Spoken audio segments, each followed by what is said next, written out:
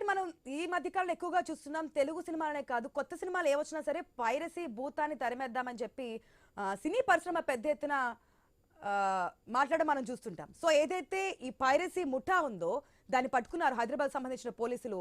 అతిపెద్ద పైరసీ ముఠానైతే పట్టుకున్నట్టుగా తెలుస్తోంది. దీనికి సంబంధించి మనం అప్డేట్ చూస్తున్నాం.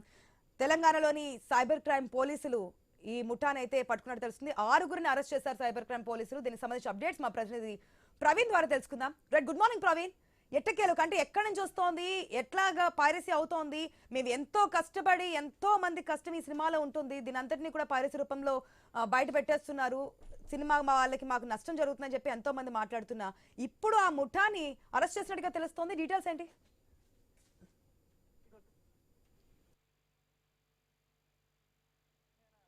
సైబర్ క్రైమ్ పోలీసులు అయితే పట్టుకున్నట్టుగా తెలుస్తుంది. వాళ్ళని అదుపులోకి తీసుకున్నారు.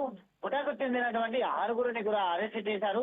తెలుగుతో పాటు పలు భాషల సినిమాలను వైరసీ చేసినట్టుగా కూడా గుర్తించారు.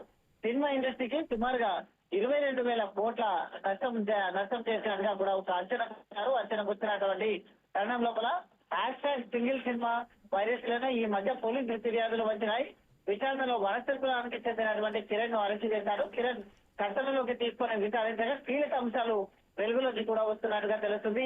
దుబాయ్, నెదర్లాండ్, మయన్మార్ వైరసీ ముఠా ఉన్నట్టుగా గుర్తించారు.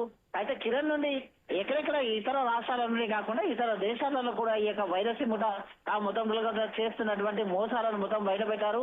ఎక్కడైతే తెలుగు సినిమా కొత్త సినిమా విడుదల కాకుండా ముందే వీళ్ళు వైరసీ చేస్తున్నట్టుగా కూడా బ్లాక్ మార్కెట్ విక్రయిస్తున్నట్టుగా తెలుస్తుంది. కాబట్టి ఈ ముఠాకు సంబంధించినటువంటి ఇతర రాష్ట్రాల్లో కూడా ఎక్కడెక్కడ వీళ్ళకు లింకులు ఉన్నాయనే కోణం లోపల కూడా అయితే సైబర్ క్రైమ్ పోలీసులు ఆరా తీస్తున్నారు. ఆశ.